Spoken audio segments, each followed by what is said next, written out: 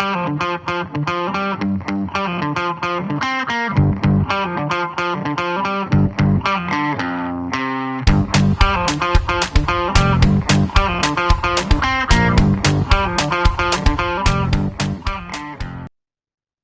my name is Will Brewer. I'm with Daisy Mountain Fire and Medical and the Wildland Training Specialist. This is your 2023 Wildland Refresher.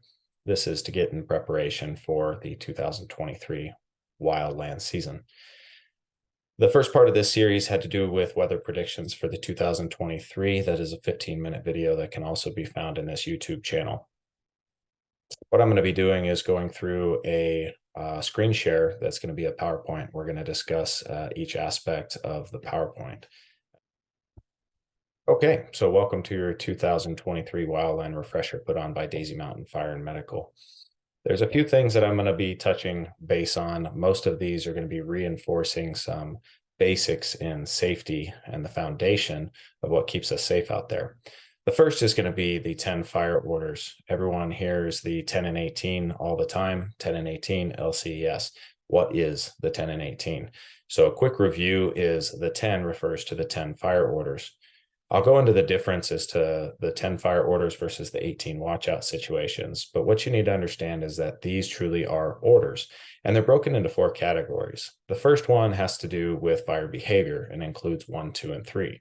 Keep informed of your fire weather conditions and forecasts, know what your fire is doing at all times, and base all actions on current and expected fire behavior. Now, those seem pretty simple, but one of the things that often gets missed is you're basing all actions on current and expected fire behavior. You'll see in the bottom right corner of this, you've got fuels, topography, and weather. That is your fire behavior triangle. That is how you're going to be able to determine what this fire is potentially going to be doing. Once you step off the truck on a wildland fire, you need to evaluate the fuels, the terrain that it's in, and what the weather is doing. That's what's going to tell you what that fire wants to do. And you can anticipate the direction of travel and put resources in an appropriate place. The next category under the 10 fire orders is fire line safety, 4, 5, and 6. Identify escape routes and safety zones, make them known. Post lookouts when there is possible danger. Be alert, keep calm, think clearly, act decisively. Just as we enter a structure fire and our primary ingress egress is the way we went in the door, the same thing in wildland. We want to make sure we always have that primary escape route, and then that's communicated. However, we should always have more than one. Just as in a structure fire, if we found a victim in the rear of the house, we don't want to go through the whole house in order to get that victim out. We'd much rather go through a back door or a window where we do not have to take them through any high-risk environments. For wildland, it's the same. Things change. It's a very dynamic environment. If we have one escape route, have a second or a third. One of the advantages we have in our fuel type here in the north part of the valley is most of our fuel is light, flashy fuels. Once it burns, it's done. It's not going to burn again, and it actually cools pretty quickly. What we call that is good black. It's black or already burned area that's not going to burn again. So once we reach the fire's edge, we use the tactic and strategy of fighting the fire as 1 foot in the black, which means you are 1 step away from being within a good safety zone. Post lookouts when there is possible danger. Keep in mind, we typically don't have the personnel available, especially in the initial attack, to post a formal lookout. So we need to either A, all of us be head on a swivel, situational awareness, and be lookouts for each other. But most importantly, communicate when we see something that could be a hazard to either us or anybody on the crew. One solution to not posting a formal lookout is once engineers have gotten hose lines off to their guys and are supporting them with the water that they need, they are just a ladder's climb away from getting on top and getting better eyes on the fire. Take it a step further. If they bring a piece of flagging up with them, they can tie it to the top of the antenna and keep an eye on that to see if there's any major wind shifts, and hopefully have a view to keep eyes on their guys. Once we have put people in those positions on top of trucks, you do not have to necessarily have a formal radio communication to get people to pick their heads up. Traditionally, we follow the order model of I'm calling you and what the message is. In this case, you could just jump on the radio, all units on the fire ground, expect a big wind shift from the south to the west. Something like that, very quick, easy, will get people to pick their head up. Number 6, be alert, keep calm, think clearly, act decisively. This comes with experience. The more time you have been on the fire line, on brush fires, the more you can follow this. What I encourage is if you do not have the experience or the flashcards to pull from in order to follow this order, make sure you stay with your senior firefighters or your captains and work together and communicate so that you guys can all stay safely. Again, this one really comes with time on the job and experience, but the scales can also tip where we are too complacent because we've seen it before and it has done it. So by pairing up young, newer firefighters with the older, hopefully that presents some good conversation, quick conversation at times during suppression to ensure that we're operating safely and effectively. The next group in the 10 fire orders is organizational control.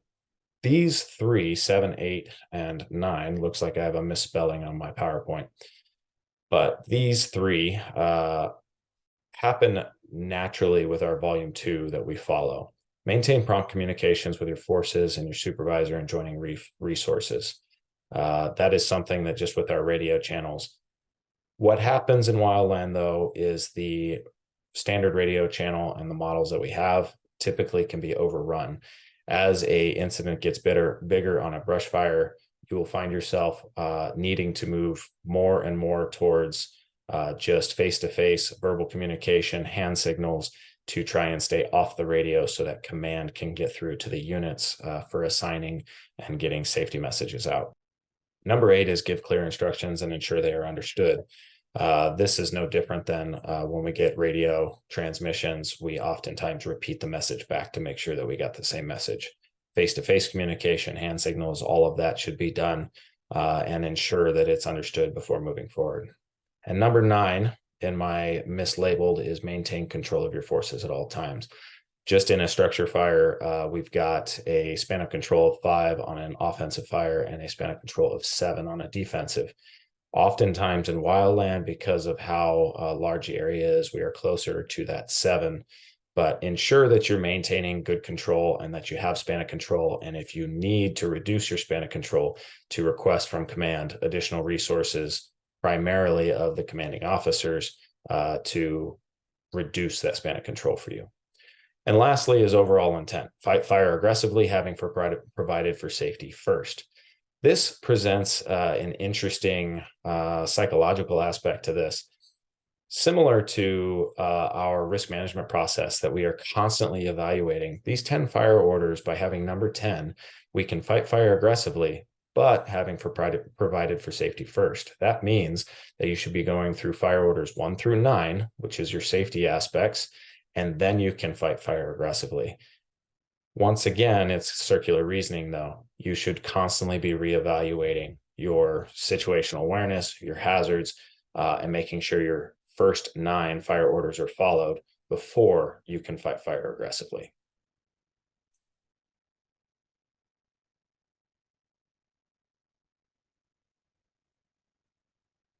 All right, so we're moving into the 18 watch-out situations. Now, you'll notice as we go through these, the 18 watch-out situations are written a little bit different. The 10 fire orders are written as policies to follow or rules or guidelines.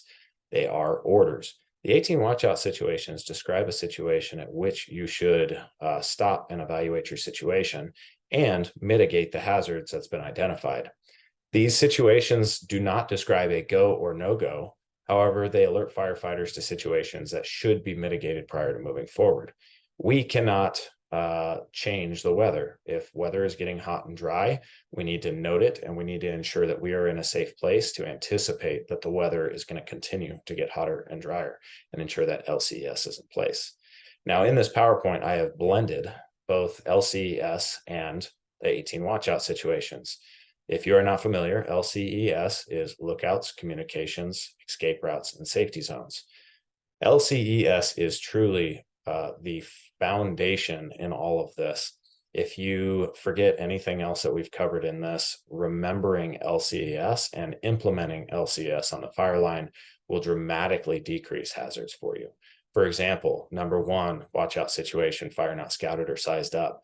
If you remember LCES and have a lookout posted, whether that is a formal or informal lookout, you are starting to mitigate that hazard by having somebody watch what that fire is doing or just watch what that column is doing will provide you with information to help determine your tactics and strategies. Number two, in country not seen in daylight, we often respond to brush fires, wildland fires at night, and it drastically reduces our ability to identify hazards, whether those are overhead power lines, or things in the road, cactus, snakes, you name it. So we need to make sure that we slow our roll, have LCES fully in place, and engage with caution. Safety zones and escape routes not identified.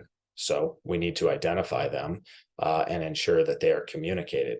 We also, as you see in that picture underneath number 3, we need to make sure that our safety zone is located in an area that is not difficult to get to. Having to use an escape route that is over difficult terrain, uphill, through thick brush, is not going to be advantageous to our safety. If that is your only escape route, we may need to hold ourselves back and rethink our plans. Unfamiliar with weather and local factors influencing fire behavior. Here in Daisy Mountain, we encourage all of our crews to check the weather, the fire weather most importantly, every morning to ensure they know what kind of weather will be expected for the day.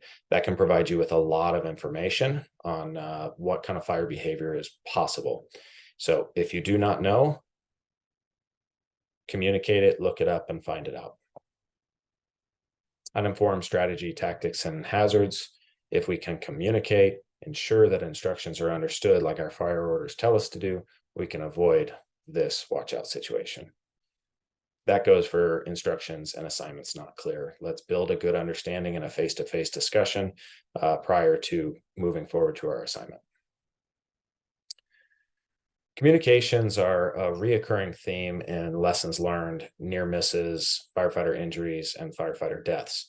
Communications is one of the biggest hurdles. Our radios are an incredible piece of technology when they are working. When they are not working, it can limit our ability to be successful. If you do not have communications, that may be a red light or a stop sign for you to stop, rethink your location, and find out a way to get good communications so that you can proceed by following or having your LCES in place. Constructing a line without a safe anchor point. An anchor point is an area that you are going to start your efforts, whether that is a hose line, line digging, anything that is going to suppress your fire, but you know that whether you walk away from it for 5 seconds, 5 minutes, 5 days, that fire and that line is going to be right where you left it. Not having a safe anchor point means that we are starting in a random spot on the fire, and the fire has the ability to get around your holding feature, putting you at risk. So we need to ensure that when we start an area that we are securing that, making that a safe anchor point to get started from. Number 9, building fire line downhill with fire below.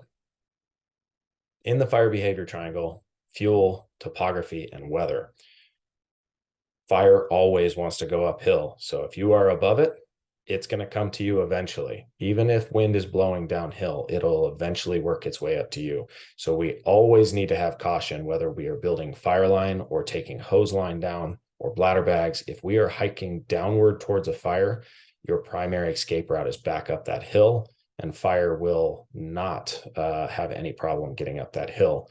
You will get tired and exhausted. The fire will have the full advantage on you to beat you up to the top of the hill. So if you are looking down at your fire, let's look at other holding features, other possibilities, and ensure that LCES is in place. There is an entire checklist that needs to be followed in your incident response pocket guide, or IRPG, in order to actually do this tactic of digging fire line downhill. Number 10, attempting a frontal assault on a fire. If we think about the different sides of the fire, the heel, the flanks, and the head is going to be the most active and crazy part of the fire. That's where it's going to be the hottest and moving the fastest. When we attempt to make a frontal assault, we are putting ourselves at risk. Oftentimes there is fuel between us and the fire, and we are trying to take on the fire at its strongest point. I'm not going to say this never happens, but if you are or do find yourself in this position, ensure that you have LCES fully intact and ensure that you are ready to use that escape route and safety zone should your resources not be as strong as you think they are. Number 11 is unburned fuel between you and the fire. This happens often. If you find yourself in this position, make sure LCS is in place, and let's look at tactics and strategies to mitigate this further. If you cannot see the main fire, not in contact with anyone, you can ensure all of LCS is in place and consider getting some air helicopter resources to help you get eyes on the fire, or safely hike and or drive to a fire to get eyes on it before coming up with tactics and strategies. Number 13, on a hillside where rolling material can ignite fuels below. All of LCES needs to be in place. Anytime you're on a slope and you have anything that can catch fire and roll downhill, could roll below you and send fire back up towards your location. So make sure you're using tactics like putting smoldering logs in a little dugout, or digging a line that's a cup trench that'll catch anything that rolls. Or maybe see if your tactic and strategy can be pulled further or indirect off the line where the slope is not as much of a concern. Number 14 is weather getting hotter and drier. We need to put up a lookout. We need to pay attention to weather and trend, what the weather is doing, and then we need to communicate that. This will lead us later into our PowerPoint of Take 5 at 2, but your weather getting hotter and drier is pretty much from here on out. Wind increases and or changes direction. Again, as I mentioned before earlier in the training, if you have somebody standing on top of a truck, hopefully with a piece of flagging on their antenna, when these wind directions, wind shifts happen, communicate that over the radio so we can all be ready for the effects on our fire. Ensure all of LCS is in place. If you start getting frequent spot fires across the line, start pulling back, reinforcing, and looking at what the potential is for fire starting on the other side of your line, and ensure that you're in a safe spot to either re-engage after the activity reduces, or if there's some other control features you need to consider. Number 17, terrain and fuels make escape routes, escape to safety zones difficult. This is a follow-up picture to the one before. You can see he's almost on all fours and using a hose line to get out of there. That was not a good choice as far as an escape route. I don't know all the details going on in this photo, and I'm sure that they were doing their best and trying to engage this fire with the information or the conditions that they had. But just as we've mentioned before, this is a very dynamic environment, and in our light flashy fuels, things can change rather quickly. So make sure that you are keeping one foot in the black or have more than one escape route in the event that conditions, like in this picture, change rapidly, and have that L lookout and escape routes and safety zones identified. Taking a nap near a fire line is not something we do often on an initial attack assignment. However, here in Daisy Mountain, we do sit on fires throughout the whole evening. In other words, we'll put a brush truck on a fire and have more than one personnel make sure that the fire does not become a threat in the middle of the night.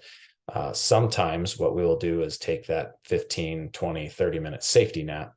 And if we are doing that, the other person needs to be monitoring the radio and monitoring the fire activity so that we can take those safety naps. Again, it is discouraged to nap, especially near a fire line, but we can't hide in the fact that it doesn't happen. This typically happens more on your traditional wildland assignments that you're gone for 14 days and truly out in the middle of wildland. Also, you work in larger crews, which allow you to rotate people through because you can oftentimes work very long hours. Now, I know I said 18 watch out situations and I'm continuing, but in 2020, Daisy Mountain fire burned over 13,000 acres and had one of the highest initial attack responses of aircraft in the state. That being said, man was never meant to fly, water was never meant to fly, and metal was never meant to fly.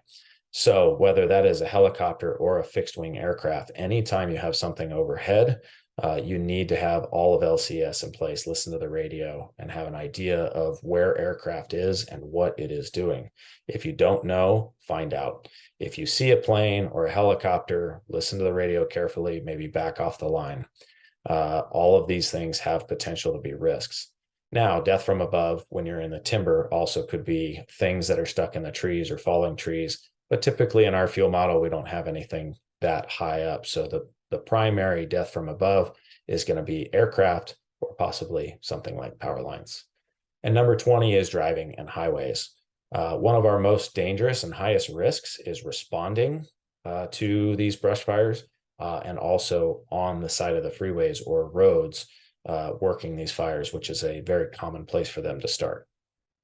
This is something we need to be very mindful of. Have your reflective wear. Make sure you have good truck placement in order to protect your guys, and always have somebody watching over you, and call MCSO, DPS, or another law enforcement agency to help you shut down lanes so that you and your crews can be safe.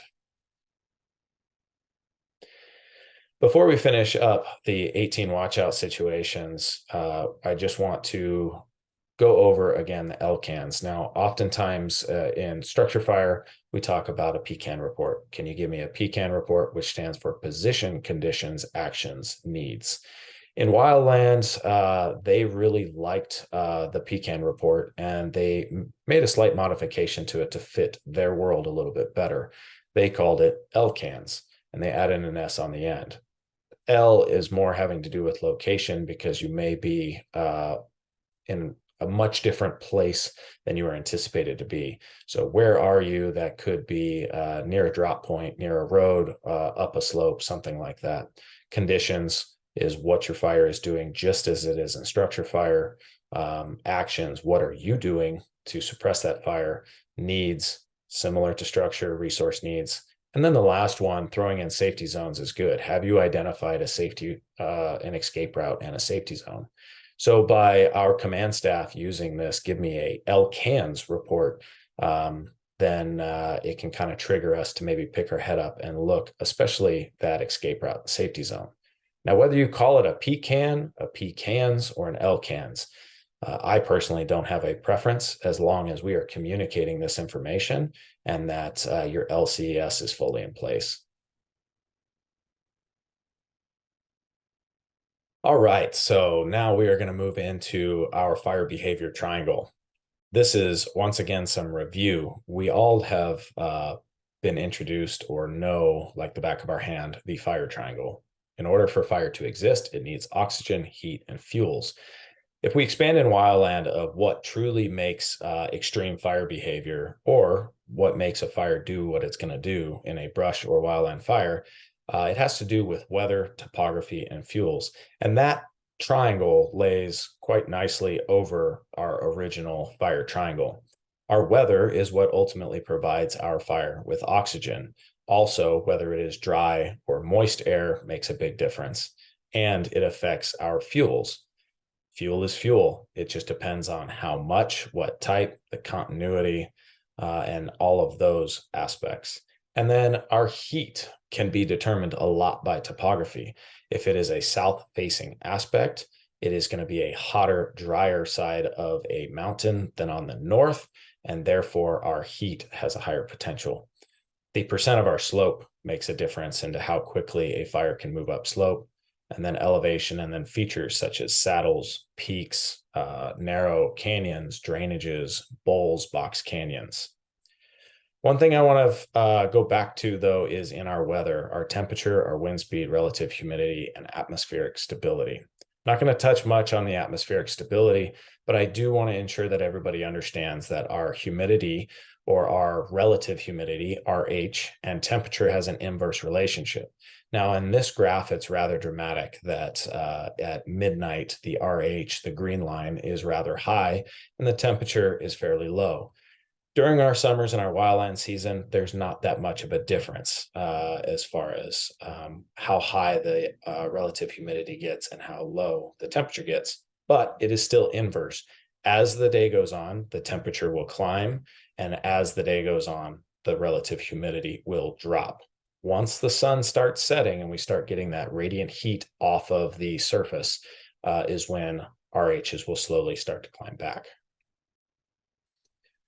What we need to point out in this is the take 5 at 2 concept. Now, they did a whole bunch of research over the past few years, and it continues on, where they have found several fires in which firefighters lost their lives. If you see in here, your Yarnell Hill here at 1550 was when the 19 lost their lives. From 1400 to 1600, 1630, if you look at this chart, is the time where the temperatures are the highest, the RHs are the lowest, and fire activity is the worst. This is the time where we need to, if you show up, get a dispatch during this time, or you're on a fire and you hit 1400, take 5 minutes to evaluate your situation, evaluate the fire behavior triangle, evaluate LCES. It shouldn't take more than 5 minutes for you to look at where you're at and whether it's a safe spot, and then start communicating and ensuring that you don't need to reevaluate your plan and what you're doing. All right, so diving into some task level wildland, and that is our hose packs. So this link right here will be posted in the training vector solutions or target solutions, mind you. And it is a short video that shows the deployment of our Wildland hose packs, how to pack the Wildland hose packs, and what equipment is needed. I'm not going to play that video right now for you. I will include the link in the training. But here is my diagram of what these hose packs need to look like. Now, we have replaced our green bags with red ones now, as you see in the bottom right corner.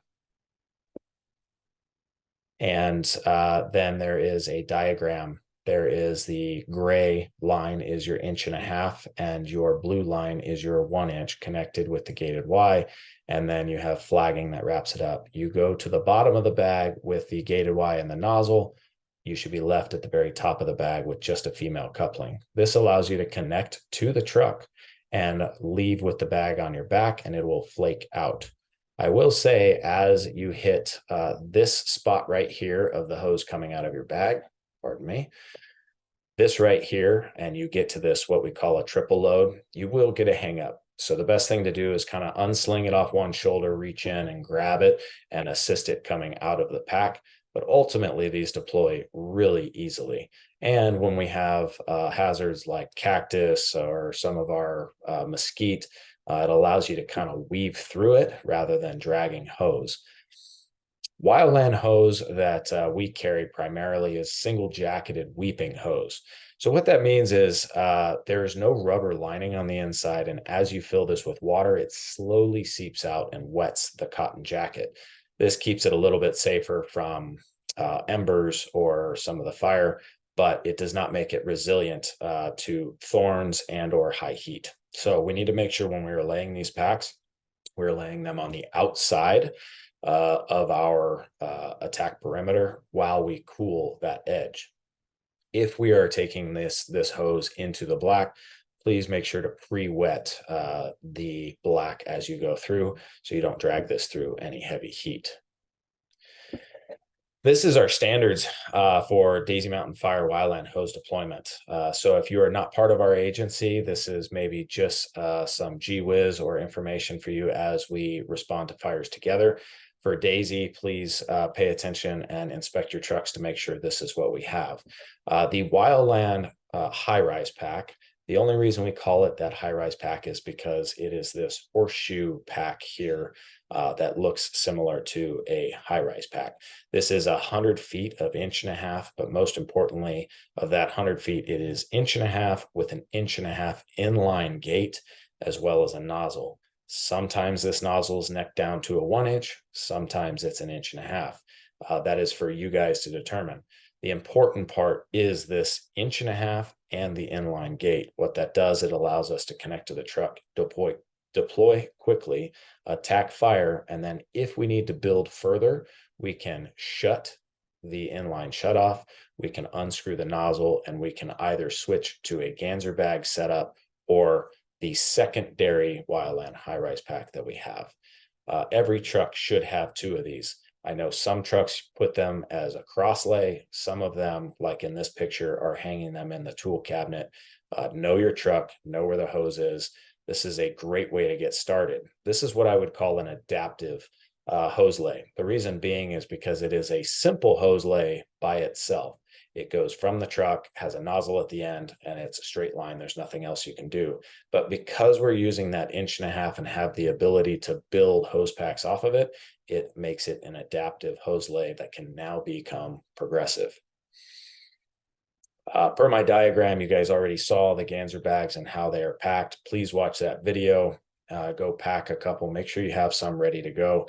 But every frontline engine should have two on their truck. Every Type 6 should have at least three, and the Type 3, I would like to see 6+. If you need any equipment to complete these projects and make sure that your trucks are equipped to this level, please reach out to your Wildland team members to get that done. The last pack is what we're calling a Missoula pack. This was taken obviously from a place in Missoula, Montana, where it got its name. This is basically a Wildland horizontal. Oftentimes we find ourselves having to get to a fire either through backyards or across washes or something where we need a lot of hose to get us there, and then we can start working. So this is a horizontal. It is typically found in a large orange bag, quite a bit bigger than these red ones that you guys have on the trucks. It should have 300 feet of 1.5 inch with a gated Y at the end. All its goal is to get you water to a location to start working. So I believe that there are at least three, 146, 141, and I believe 143 all have one. If you would like one of these and it's not on your truck, please let us know. But this is one that is not necessary for everybody to have. My primary intention is to have these high-rise packs and these Ganser bags.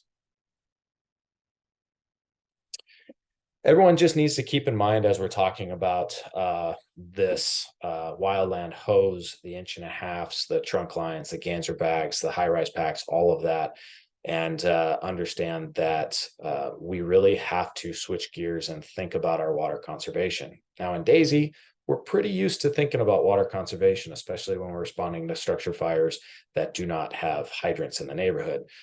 In which case we are much more mindful even in structure fires, but in Wildland even more so. Our Type 6s carry about 400 gallons. That's across the board. Our Type 3 is 600 gallons, and our Type 1, depending on the truck, is about 750 gallons. This is just to give you an idea that if you're flowing the Forester nozzle, which is the nozzle that has the dial turn in the middle, if you are straight streaming, it's 7 to 21 gallons, depending on pressure. If you are using the fog, it's 3 to 6. Your 1 inch combination uses about 20 gallons per minute, and your 1.5 inch combination uses about 95 gallons per minute. So as the last note in there, always keep water use in mind and make it count. If you are not needing water and you can do the work with either dirt, tools, or something else, let's extend the life of our water. Also keep in mind that if you are in a Type 6 away from a water source or any of our apparatus, be sure to always leave a little bit of water in reserve for engine protection in the event that things change. For a Type 6, I would recommend anywhere from 50 to 100 gallons. Same goes for the Type 3 and the Type 1. Always have some reserve in the tank and shut down before you are completely out. I would hate for someone to be doing some great work, have the environment change on them, and then not have any water to protect themselves.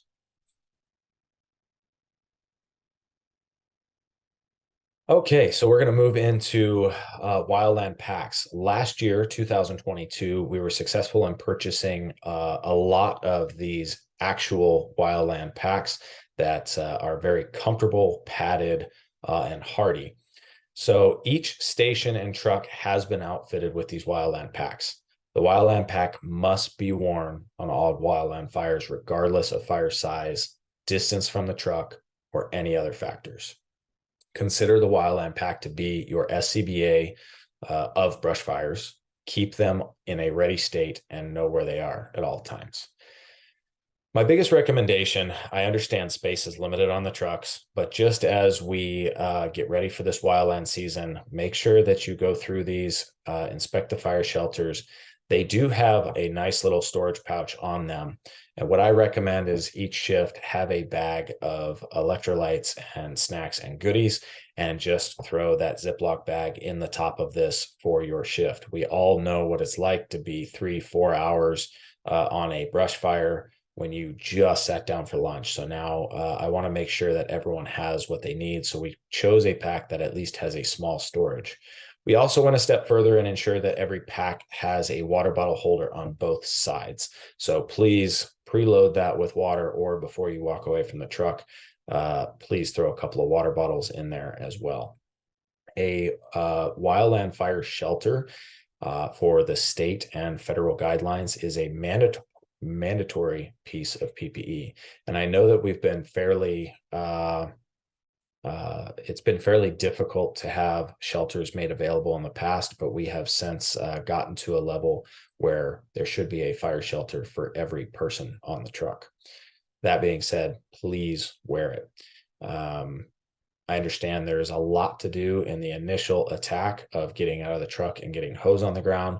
But if you are setting these in your jump seat and before you step out, grab it, throw it on your back, they are light enough. You don't even need to buckle them up necessarily. You can deal with that as you are moving. The reason that we are pushing this a little bit harder is for situations like this. We have heard arguments in the past of, well, if you're on the hose line, aren't you safe? We're not that far from the truck, or it's just a grass fire. Now, these are non-specific points that I'm making. It's not any one person that I've heard them from. But as we have evaluated this, it has been some of the discussions we have had. Here is a lessons learned, and I'll just read this, but late Monday afternoon, Hunt of 43 charged up a steep rocky hill a few miles from his home in Majeska Canyon with his fellow firefighters, hose in hand. As flames roared up the incline, they opened the nozzle but found to their horror that no water was coming out. The hose had burned through, and as had the others they tried. Now, that seems like a very dramatic. It was written by a news article. I've posted that link on the bottom here if you want to read it. But there was a lessons learned. I believe that they were only 200 feet from the truck up a hillside, and they were attacking an area of the fire. The wind changed directions and burned through their hose lay as they peeked out on the top, and then they found themselves completely surrounded. This was a photo, an actual photo taken right before they were overtaken by the fire. All 14 survived, but they survived because they had their fire shelters on them. Now, if they use the concept of, well, I'm on the hose line or I'm only 100 feet from the truck, then we would have had fatalities on this fire. So this reinforces the point of, if you are off the truck, please grab those fire shelters in those nice packs that we have purchased, and make sure that you have your PPE.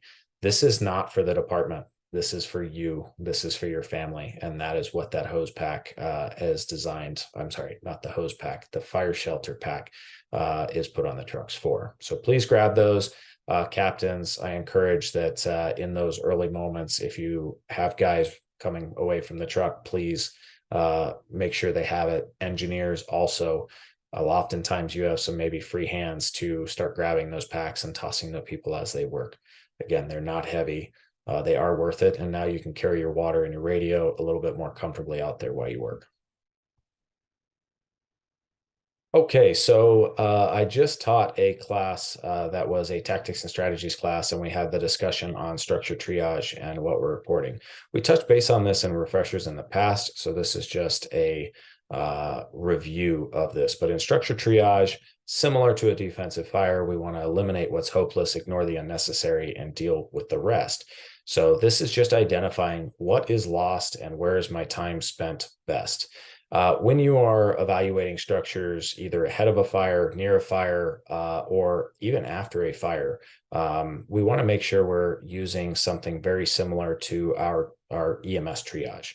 And that is going to be a green is a defensible structure, a standalone or a low risk. Standalone means that there's defensible space around the structure. It is made of materials that is not conducive to promoting fire growth, and really without any intervention of ours can stand alone and be safe with a wildfire moving around it.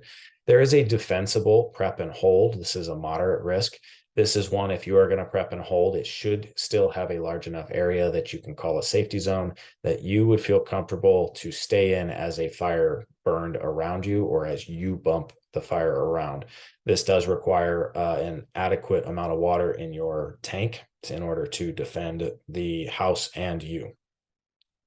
There is a red non-defensible prep and go. This is a high risk. This means that the residence that you want to protect does not have a safety zone on it or near it. In other words, you're going to stop, you're going to do a 360 around the house, you're going to reduce some immediate hazards, something like cushions right on the back patio or wood chairs that are up against the house or something that's quick and easy to move. And then you're going to get in your truck and either go to the next house or return to your safety zone. That is a non-defensible structure or a prep and go. The last one is going to be a non-defensible check and go or rescue. Now, the reason rescue is in there is because no matter of the condition of the house, we do have a responsibility to knock on that door and ensure nobody is inside. Life safety is one of our number one priorities. Therefore, knock, see if anybody's home, inform them of what's going on, encourage them to evacuate, and then we're going to move on to the next house. The check and go aspect is you have that feeling, you look at the fuel around the house or the risk around that house, and it is not worth your life to stay there and protect. Keep in mind, this is very difficult for us as structure firefighters. We want to save every structure out there. But in certain circumstances, time and resources are our biggest limitation. And when both of those are against us, we have to treat some of these structures as just fuel. Once again, we hate to do this, but our safety and the safety of the public is our priority here. So let's check that house, make sure nobody is in it, evacuate, and then move on to the next so that we can make the most efficient and effective use of our time. So we have a standalone, a prep and hold, a prep and go, or a rescue profile, or a check and go, if you will. This also could be green, yellow, red, or black, which is similar to our EMS triage. Okay, so another review that I would like to do is with our communications. In 2022, we did a final update to Wildland brush fire response communications. This is a WLD1 or Wildland 1 group that you can find on your radios. This was done through a committee that went through the ROC as well as Phoenix Alarm Room, and should be on your radios. If this is not found within your radios, please contact the Phoenix Alarm Room or your primary communications guy to ensure that this is on your radios. The reason this was put together was to try and increase communications between multi-agency jurisdiction fires. For example, here at Daisy, we often run with Bureau of Land Management, BLM, Arizona State Forestry, or ADFM, and the Forest Service. So what you will find in this group for Daisy Mountain, it is on your blue toggle. It'll be listed as WL1 and has our ADEX that we constantly run on or consistently run on. So channels 3 through channels 13 has those ADEX on them. But channel 1 and channel 2 have to do with ADFM, that is Arizona Department of Forestry Management. This is their TAC channels. The TAC 1 is what we've asked them that if they're running resources or joining us in a initial attack, that they use their TAC 1 so that we could listen to their radio traffic, or they can listen to us if we are using it. ADFM TAC 5 is another TAC channel for them. And this is something that we got the go-ahead for the CAR 19 program to use their TAC 5 channel. This was to allow us to coordinate with them a little bit easier, and also have the ability, if we have multiple 19s on a fire, we can communicate on a side channel so that we can get the best information to our command without clogging up their command channel. You have A3 through A13. Channel 4 is mutual aid 4. Just keep in mind that the state and federal agencies call mutual aid 4 VFire 21. That is the international terminology for mutual aid. So we call it mutual aid 4, that they call it VFire 21. This is the same channel, and we can talk to each other on it. Once we get past A13, you'll see that we have FS TAC 1. This is the Forest Service TAC channel. If they are joining us, they are encouraged to use that as their channel to communicate, and then we can listen into them. Same with BLM TAC 1. It is their TAC channel, but on the same group, allows us to toggle to and from. The last one is an emergency air to ground. If you ever have any state or federal aircraft and have emergency traffic that either involves them or you and can't get a hold of your command, you can switch all the way to channel 16 and start talking, and aircraft will come back to you and either try and help your situation, or you can notify them of the risk or hazard that they have. This is very similar to our automatic aid system and switching all the way to channel 16 when you have a mayday. This channel will only work or be heard if you have federal or state aircraft overhead. If you have MCSO or Firebird, they do not follow the same guidelines. But in order for us to have a group like this, it is required for state and federal communication guides. I just want to reiterate that ADFM, Arizona Department of Forestry Management, is Arizona State. They often show up in white trucks with red stripes. Your USFS is U.S. Forest Service. They are that pale green. And the BLM is Bureau of Land Management. That is yellow trucks. So depending on the jurisdiction that you're responding to, those are the agencies that will be assisting us, or we will be assisting them. This radio group allows us to hopefully more effectively manage our communications in these multi-jurisdictional fires.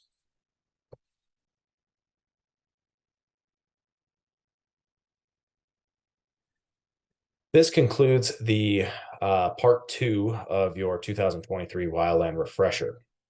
I encourage all captains, firefighters to sit down with your crews and discuss your first dues, your apparatus, tactics, strategies, terminology, and please, if there is any additional information, clarification, or extra training that you would like to do, please reach out to your Wildland team members. Either myself, Captain Nate Galligan, Chief Hamilton would be happy to coordinate some additional training with you. Here at Fire Station 141, which I'm recording this video at, in the training room, we do have our sand table that is in that room, along with all of the matchbox cars and everything to work on some additional tactics and strategies training. Please reach out to us if you would like some additional training. There is the Wildland Hose Pack video that you will need to look at, as well as some other assigned training that has been in Target Solutions. All in all, this will be a total of a 4-hour Wildland training refresher for all Daisy Mountain members and any other agency or person that would like to or that have joined us. Thank you very much for your time. And please, again, my name is Will Brewer, and reach out if you need any additional help with Wildland training. Always maintain LCS when engaging on fires, and please stay safe out there.